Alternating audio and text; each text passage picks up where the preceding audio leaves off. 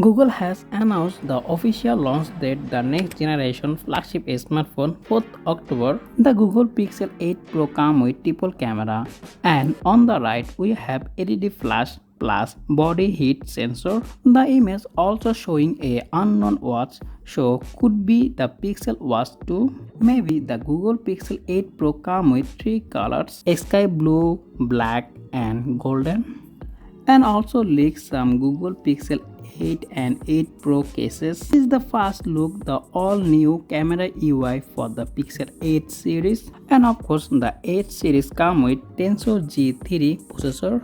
And another big news, Google Pixel 8 series offered at least 5 years of OS update. So I am very much excited for Google 8 series. Let me know your thought in the comment section. So this is all about our video. If you found this video helpful, don't forget to hit the like button and also subscribe my channel for more content like this. As always, thanks for watching and I will be catch you in the next one. Take care. Allah Hafiz.